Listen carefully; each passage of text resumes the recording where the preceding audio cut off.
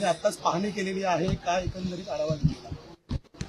सागरी सुरक्षा ही आमच्या महायुती सरकारची प्राथमिकता आहे. मी माझ्या पहिल्याच पत्रकार परिषदेमध्ये सांगितलं होतं की माझ्या कारकिर्दीमध्ये मत्स्य खातं आणि बंदरे खातं याच्या अंतर्गत आम्ही सागरी सुरक्षेला सर्वात जास्त प्राधान्य देणार. ह्याच्या अगोदर जे चालणाऱ्या ज्या गस्ती नौका होत्या त्या लाकडी होत्या आणि लाकडी असल्यामुळे जो आम्हाला योग्य कारवाई त्यांच्याकडून अपेक्षित होती, कारण का समोरच्या असणारे जे मोठे ट्रॉलर किंवा आधुनिक ट्रॉलर असायचा त्याचा पाठलाग करणं त्या लाकडी गस्ती नौकांना शक्य नव्हतं. आम्हाला थोडी आधुनिक आणि लेटेस्ट टेक्नॉलॉजीवाले काही गस्ती नौका अपेक्षित होत्या. त्यानुसार आज जी काही गस्ती नौका आपण पाहिलेली आहे तशा 5 गस्ती नौका लवकरच आपण समुद्रकिनारी आपण उतरवणार आहोत, जेणेकरून सागरी सुरक्षेच्या दृष्टिकोनातून कोणीही अनधिकृत कुठलीही हालचाल आमच्या किनारपट्टीवर करत असेल तर जसं ड्रोनची सुरक्षा 9 जानेवारीपासून आम्ही लावलेली आहे, त्याच्यामुळे असंख्य अनधिकृत मासेमारी असो किंवा कोणीही कुठल्याही पद्धतीची अनधिकृत हालचाली आमच्या किनारपट्टीवर करू शकलेला नाहीये. त्याला ताकद देण्यासाठी आता 5 गस्ती नौका प्राथमिक आम्ही आमच्या मत्स्य खात्याच्या माध्यमातून आम्ही उतरवणार आहोत. टोटल 15 ह्या येणाऱ्या कालावधीमध्ये आपल्या पूर्ण किनारपट्टीवर आपल्याला दिसतील, जेणेकरून आपली किनारपट्टी सुरक्षित ठेवण्याच्या दृष्टिकोनातून हे महत्वाचं पाऊल आमच्या मत्स्य खात्याने उचललेलं आहे. सर, त्याच्यामध्ये एक तर 15 जणांची सिटिंग आहे. त्यांची स्पीड जी आम्हाला अपेक्षित आहे, ज्याला आम्हाला मोठे मोठे आधुनिक ट्रॉलर असतील, स्पीड बोट जे कोण अनधिकृत मासेमारी करतात त्यांचा पाठलाग करण्यासाठी ज्या गोष्टीची गरज आहे त्याच्यामध्ये विविध पद्धतीने आम्ही टेक्नॉलॉजिकली ॲडव्हान्स अशा गोष्टी आम्ही बसवलेल्या आहेत, जेणेकरून आम्हाला अनधिकृत कुठलीही बोट अगर आमच्या हद्दीत आली तर तिला आयडेंटिफाय करणं, तिच्यापर्यंत पोहोचणं, तिचा पाठलाग करणं.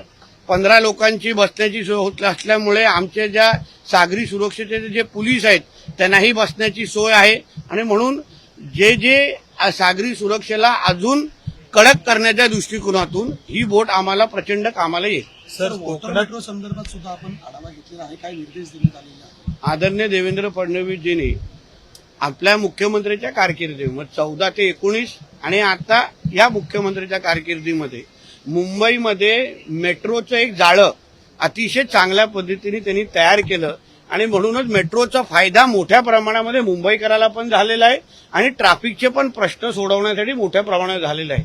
तसंच कोस्टल रोडचा पण एक महत्वाचा प्रकल्प आदरणीय देवेंद्र फडणवीसजींनी केलेला आहे, त्या सुरू केला आणि तो संपवला पण. तसंच कोची वॉटर मेट्रोच्या धर्तीवर मुंबई वॉटर मेट्रोचा फिजिबिलिटी रिपोर्टचं प्रेझेंटेशन काल आमच्याकडे झालं. डीपीआर सप्टेंबरपर्यंत अपेक्षित आहे आणि डिसेंबर 2026 पर्यंत पहिला टप्पा त्या मुंबई वॉटर मेट्रोचा, जसं आपण देवेंद्रजींना मेट्रो मॅन अशी पदवी दिलेली आहे तसंच डिसेंबर 2026 पासून आपण त्यांना मुंबईचे वॉटर मेट्रो मॅन असे पदवी निश्चित पद्धतीने देऊ. अशा पद्धतीचा चांगला प्रकल्प मुंबईकरांसाठी आम्ही आणतोय. त्याच्यामुळे मुंबईच्या लोकांचा वेळ निश्चित पद्धतीने वाचेल, खर्च निश्चित पद्धतीने वाचेल आणि मुंबईच्या ट्रॅफिकचा प्रश्न निश्चित पद्धतीने सुटेल. सर, कोकणामध्ये पाऊस खूप मोठ्या प्रमाणामध्ये आहे, बऱ्याच ठिकाणी नद्यांना पूर देखील आलेले चित्र सध्या पाहायला मिळतं. काय सध्याची स्थिती? त्या संदर्भात मी कालच आपले कलेक्टर असो किंवा झेडपी आणि सगळ्या जे मुख्य जे लोक आहेत त्यांच्या सगळ्यांबरोबर माझी बैठक झालेली आहे.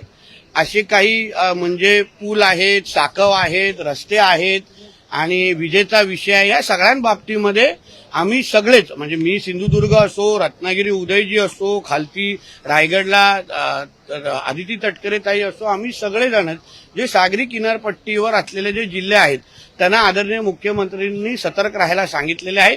त्यानुसार पडलेल्या पावसाच्या सातत्याने आढावा घेतला जातोय, माहिती दिली जाते, मदत कार्यासाठी आम्ही सगळेजण अलर्ट आहोत.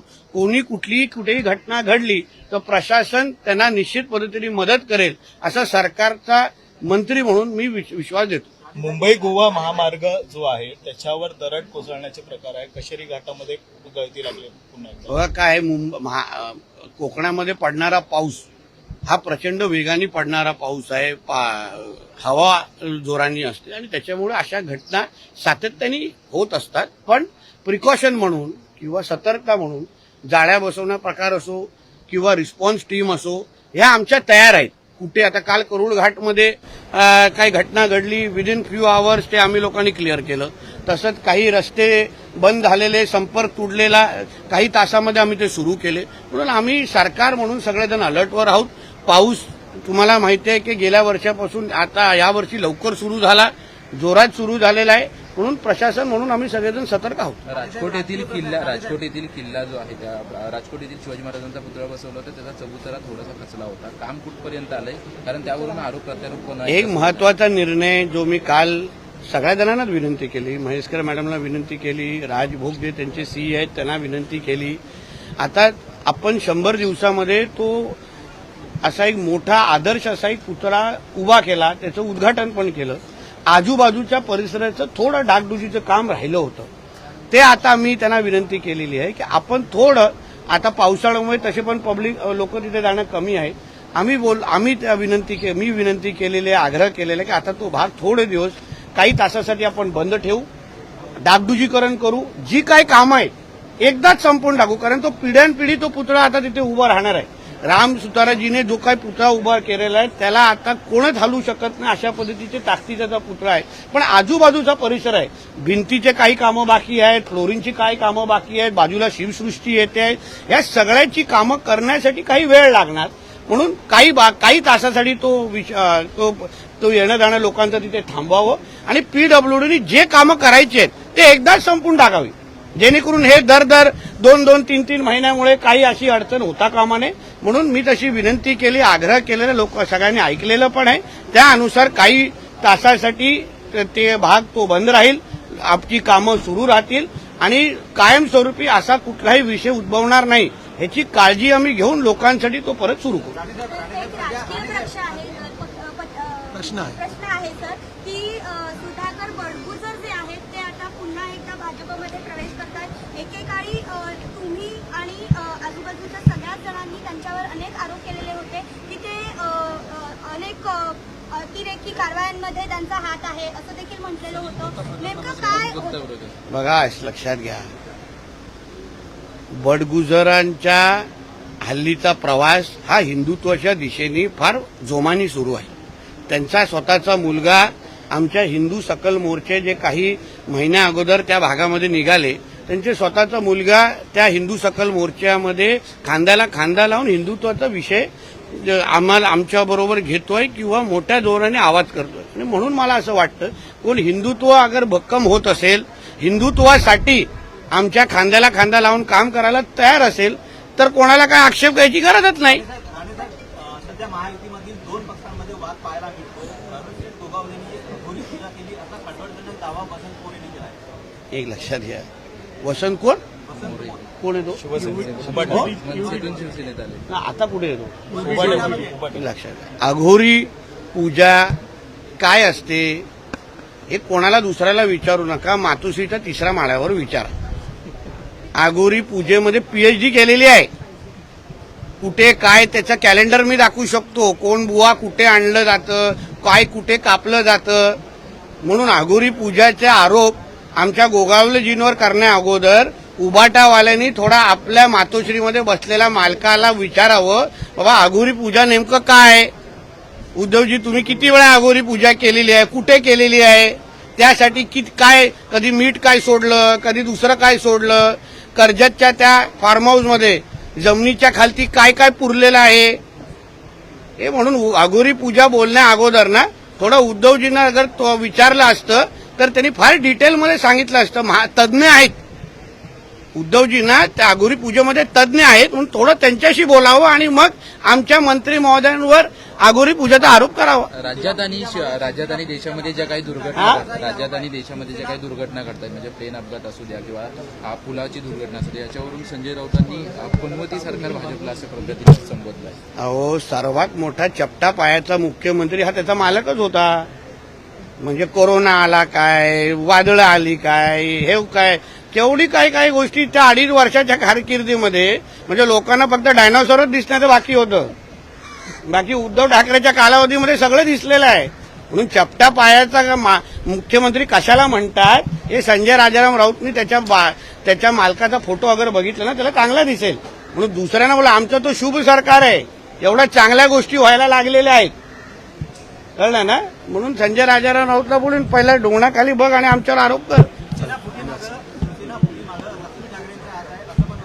पण ह्याच्यात नवीन काय आहे? ही माहिती मी अगोदरच दिलेली, त्याच्यावर त्यांनी शिक्कामोर्तब केलेलं आहे. जे उद्धव ठाकरेंचा कारभार ओळखतात त्यांना सगळ्यांना माहिती आहे वहिनींचा हस्तक्षेप किती असतो, काय असतो. म्हणून हे काय नवीन नाही जे काय गोगावले साहेब म्हटलेले आहे, नवीन काहीच नाहीये. त्याच्यामध्ये आश्चर्य वाटण्यासारखी गोष्ट काय आहे याच्यामध्ये? सर, तुम्ही आता दीपक बडगुजरांचा उल्लेख केला, मात्र त्यांच्यावर देखील मोठा लागलेला होता याआधी एका गुन्ह्याच्या प्रकरणामध्ये.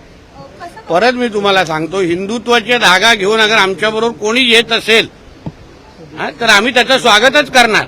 बडगुजर आता भगवादारी 100% झालेले आहेत, म्हणून ते अगर बरोबर येत असतील तर हरकत नाही. आमच्या पाडवी असं म्हणतात की लाडकी बहीण योजना आमच्या त्यावेळेस एकनाथ शिंदे भाईंनी आणली, परंतु आता त्यांनी आणलेली योजनाच आता कुठेतरी आम्हाला घातक ठरते, कारण की आमचाच मी त्यांचं ऐकलेलं नाही. तुम्ही कोणाचे काही विचाराल मला माहित नाही, मी ऐकलेलं नाही. विद्यादानाची उज्ज्वल परंपरा असलेलं विद्येच्या माहेर घरातील आदर्श विद्यापीठ टिळक महाराष्ट्र विद्यापीठ पुणे 2025-26 या शैक्षणिक वर्षासाठी प्रवेश सुरू.